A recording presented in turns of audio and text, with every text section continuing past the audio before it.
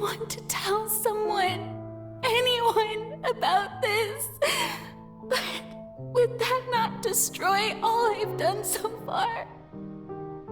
I've conducted so many investigations across the centuries, but there's not even a sliver of hope that we might break the prophecy. All I can do is keep heart. I must maintain this act. It is the only way to save Fontaine. Please, mirror me. You have to succeed.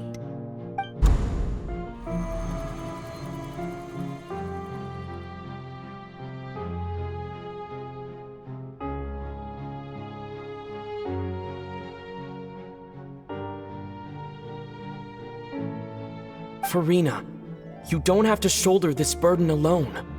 Although I don't know what you might be keeping from everyone, your people are more than willing to share your burden with you.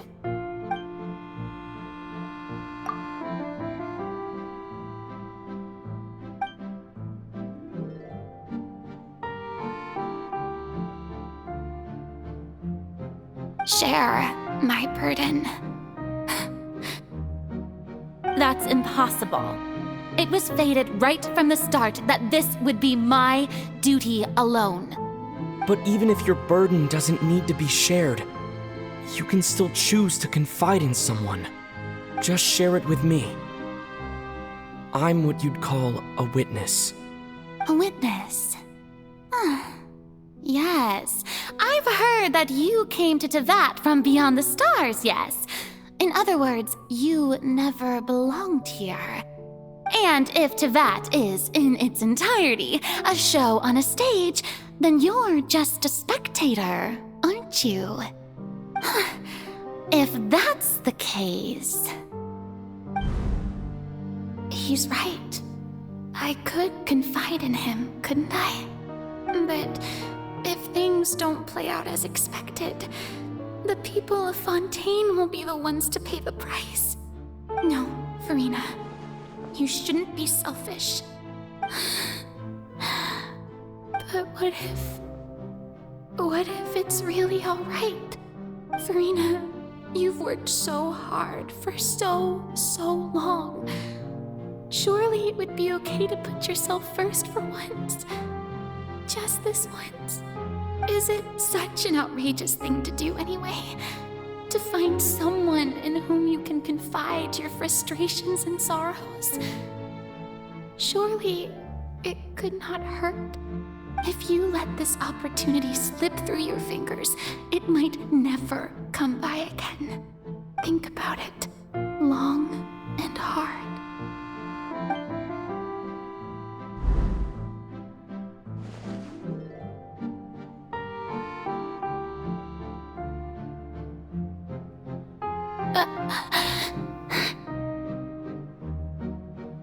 No, I have nothing to say. I am Farina, the Archon of Fontaine. Everything will surely get better. All you need to do, dear spectator, is to witness my performance until the curtains fall.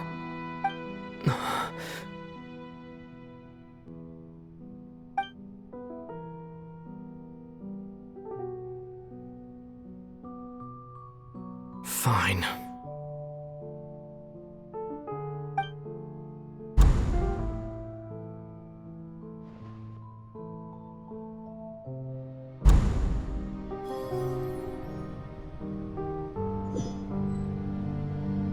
So even Farina doesn't know the truth? You've never once let her in on the full plan? Yes, it had to be done. To deceive the heavenly principles, you must first deceive yourself. She did very well. If she had let her resolve falter even once in these 5 centuries, Fontaine would have been doomed to the most tragic fate. It seems that trusting humanity was the right decision after all. I believe that I understand how your deception works, but that is only half the truth, is it not? How would you build on this foundation to save the people of Fontaine? That is the most important thing.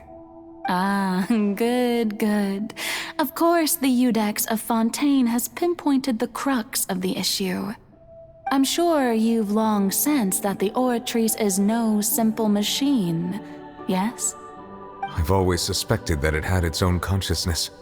And Lenny did mention that he heard a human voice within the core chamber.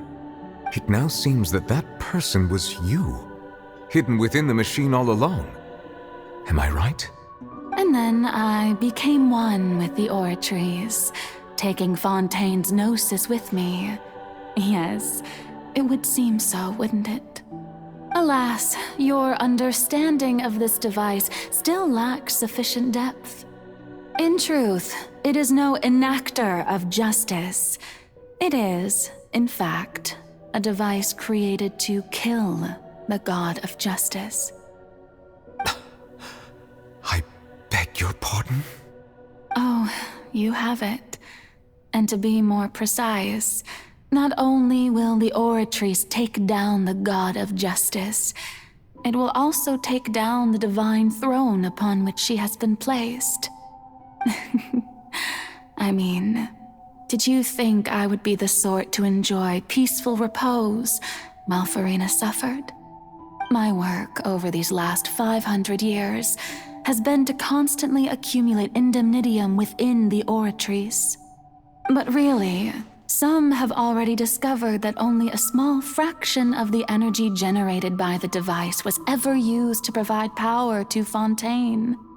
The vast majority had to be, accumulated to enact this death sentence. It was all part of your plan then? Both the trial and the sentence? Indeed. This power, accrued over 5 centuries, could have sustained Fontainians for millennia had it only been used for that purpose. Almost all of it has now been stored within the Oratrice. But only power of this magnitude could hope to destroy the Hydro Archon's divine throne, shaking the rules established by Celestia and breaking through the institution that is the Seven. So the Oratrice's call for death was for neither Farina nor Focalor, but for the Hydro Archon. The destruction of that divine throne. If I do not misunderstand your intent, you must be... Returning what's rightfully yours to you, of course. In other words, this was all done to return the authority of the Hydro Archon to the Hydro Dragon of this planet. But...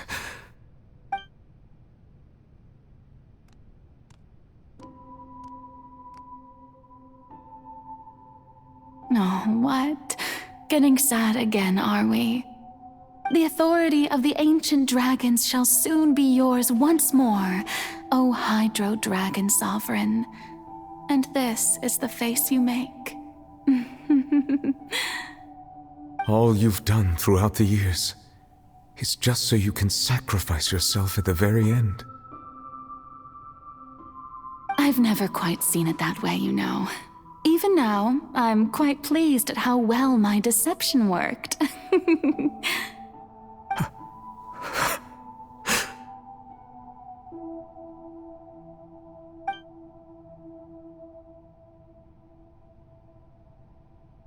Hydro Dragon, don't cry. I must say, had it been within my rights, I would have loved to judge the heavenly principles themselves. Were they not guilty of essentially the same crime? Egeria stole the power of the primordial sea, and the heavenly principles stole the power you ancient dragons possessed. I, for my part, am the god of justice. And is it not just that your original powers should be returned to you? Speaking of justice, I have always believed that justice lies in the process of pursuing human existence itself. So, if the theft of the primordial sea's might was Fontaine's original sin, then, leaving matters of procedural right and wrong aside, The descent of the Fontanians as humans and their right to exist in this world would be Fontaine's original justice.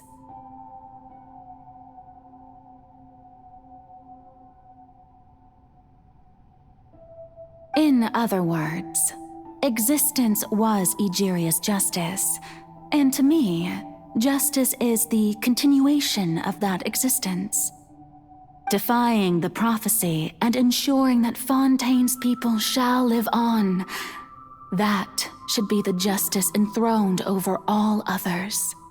At this point, we, whether it be myself or all other Fontanians, have shouldered the burden of this sin for far too long.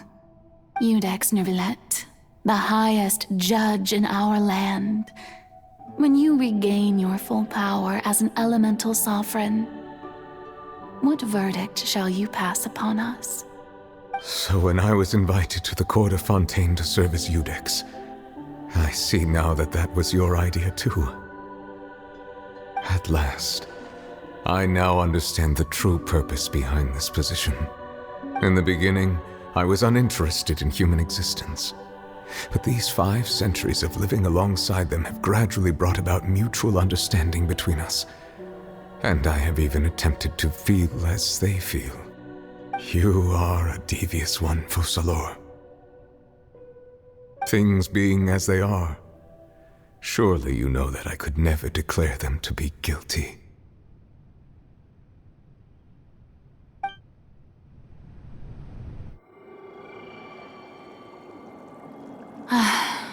The hour of my execution is almost here. For the sinner, the curtain call has come. I know I may not sound it, but faced with death, I find myself a little afraid. Perhaps this is one thing both gods and humans have in common.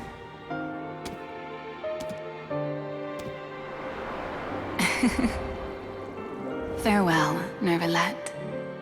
I hope you've enjoyed the part you played these 500 years.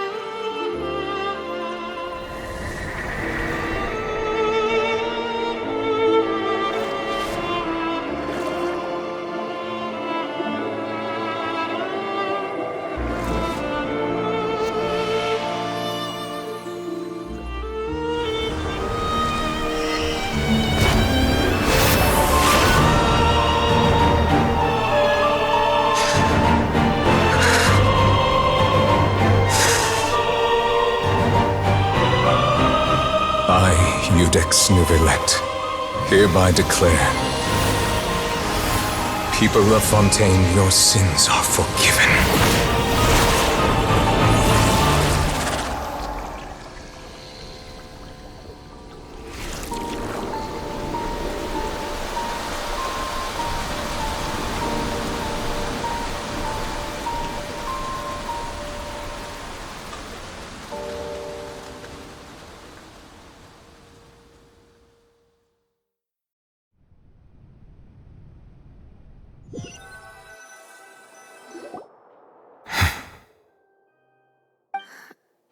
What just happened? Has the death sentence been carried out? Was that bright light some sort of misdirection? I have a feeling that something huge just happened. But since we're all still alive and haven't been dissolved, I assume whatever happened was good for us.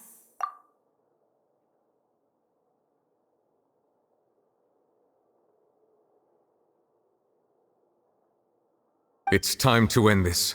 We must mete out punishment to that beast. Didn't you say just a moment ago that it can't be defeated? I have gained the strength sufficient to deal with it. Through certain means, I now have the ability to separate the power of the Primordial Sea from that creature. We should seize the opportunity to pursue our quarry. Traveler, now that the Oratrice can no longer function, I require an executor to help me mete out justice. The root of the calamities befalling Fontaine, the beast that enacts the prophecy. Its name is the all-devouring Narwhal. Come with me, traveler. The hour of execution has come.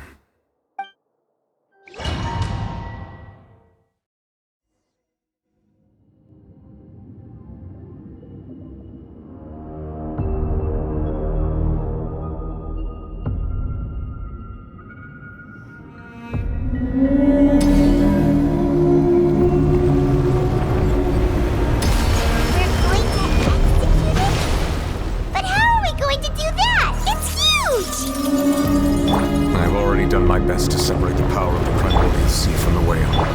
Considering the size of the beast, I cannot reach the power source. Unless we can find a way to attack it from within.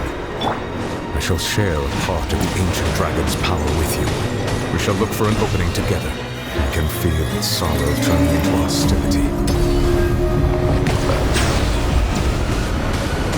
An oversight on my part. How brilliant!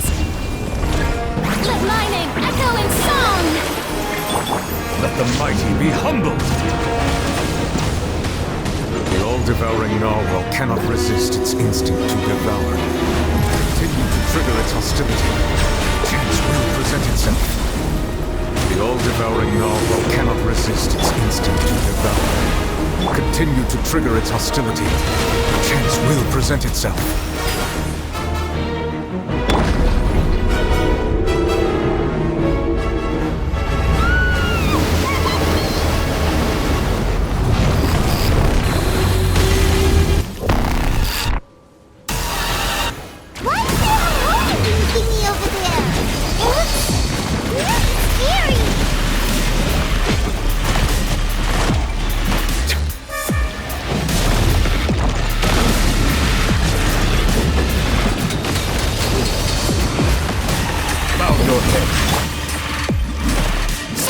Granted you my protection.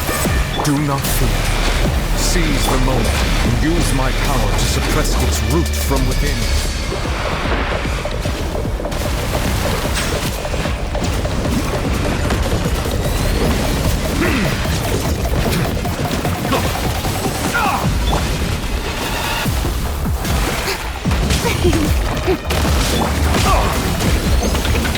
Silence! Justice is blindsided. The tides beckon. Let the world collide! The show begins!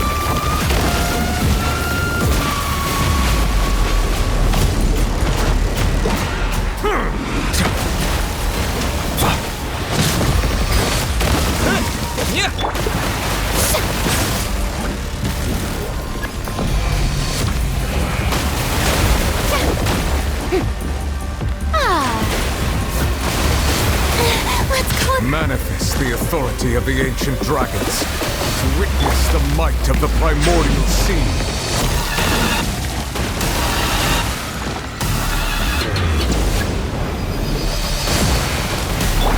Water jet!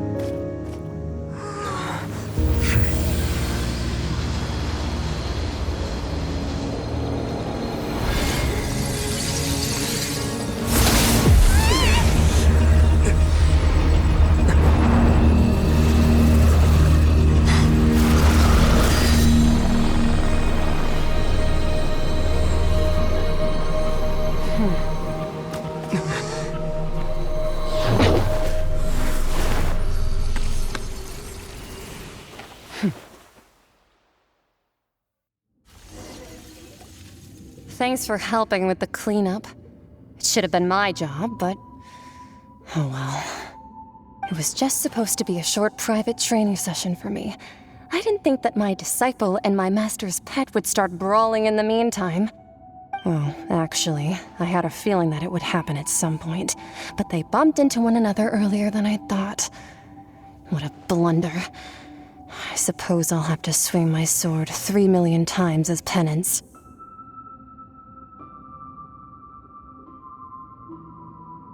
That power. Who are you exactly? Paimon has an idea. From what she said earlier, she must be Child's master. Skirk, right? It's just that he gave us the impression that she was the less talkative person. I simply did not have anything to say to the weak. But you, on the other hand, managed to defeat the all-devouring narwhal without using power from beyond this world. So you may speak to me as equals. I have to agree. It's a strange use of a planet's primordial waters just to raise an all-devouring narwhal. That kind of power is wasted on it. It's not cooperative. It eats too much. And I have more important things to do with my time than pet sitting. The only thing that creature has going for it is its looks. All in all, it fails as a pet. Miss Skirk? I think you might have missed the point. The point being? Well, being that this pet almost destroyed an entire nation. So what sort of person is your master? Well, Child's master's master. Wait, is that right? Oh, right. So you don't know him. Sorry, I assumed you did. His name is Sir Telogi. Huh? I am unfamiliar with that name. Huh. So Master isn't sufficiently famous. How should I describe him then? Have you heard of the name The Fowl? The Fowl? Still nothing? Well, how about the Visionary? Vetterfalnir then? Or Gold Rhine-Daughter? Ooh, that one we've heard! Rhine-Daughter's part of the Hexen Circle. She's Albedo's mom, right? Oh, so you do know that name. To be honest, I also heard all of those names and titles from my master. I don't actually know them either. But I suppose you understand now, yes? My master is likely a similar sort to Rhine-Daughter. They are both pursuing some form of perfection. Wait, didn't you also mention a visionary person? Paimon didn't quite catch their name. Actually, never mind that. I believe it expedient to inform you that the all-devouring narwhal used up nearly all its strength fighting you. Such roiling hydro energies will prove difficult for the planet's deep seas to digest. As such, the fontaine back on the surface has most likely been thrown into chaos.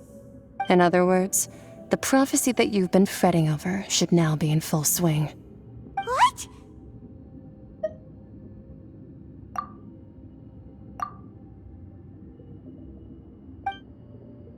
Not to worry. Focalor has already managed to deceive the heavenly principles.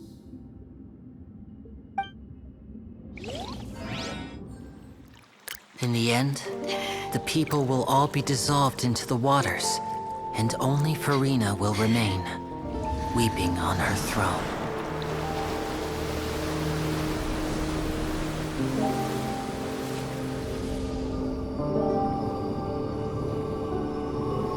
Only then will the sins of the people of Fontaine be washed away.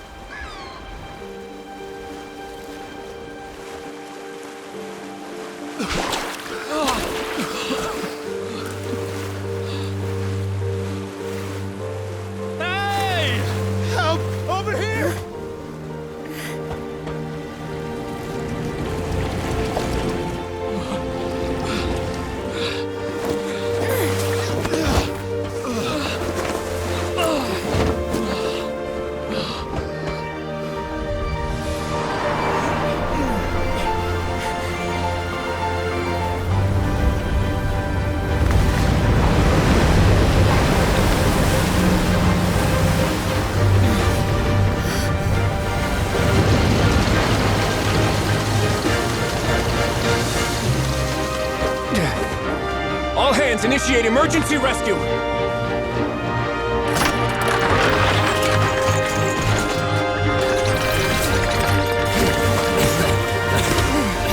Hurry!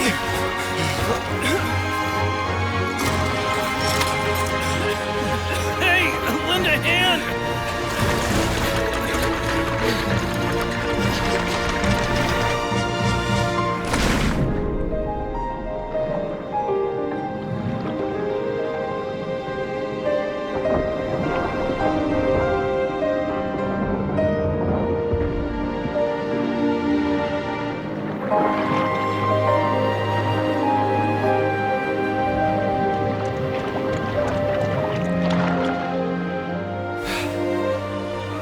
Look!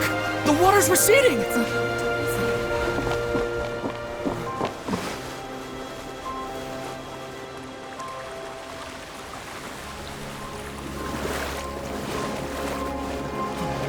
It's a miracle! Water's receding. We didn't dissolve. The prophecy was wrong. The prophecy was wrong.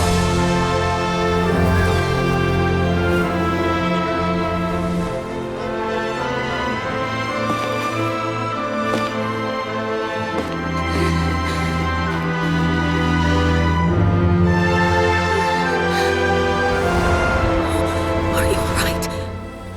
Yeah. We're saved. The prophecy was wrong.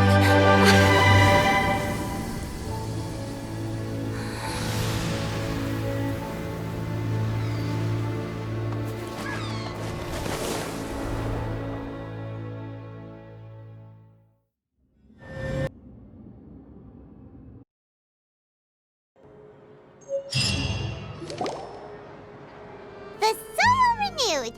The Spina di Rosula talks post-disaster rebuilding.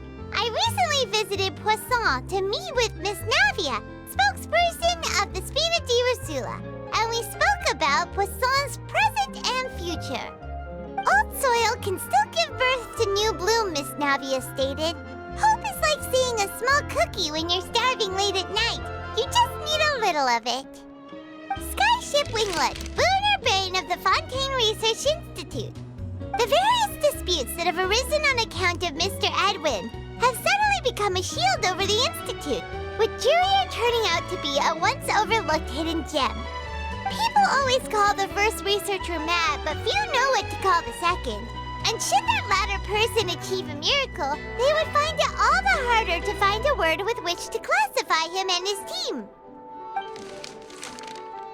Wow! Paimon barely recognizes the people in the reports. Are those really Jurier and Navia? They sound like real big shots.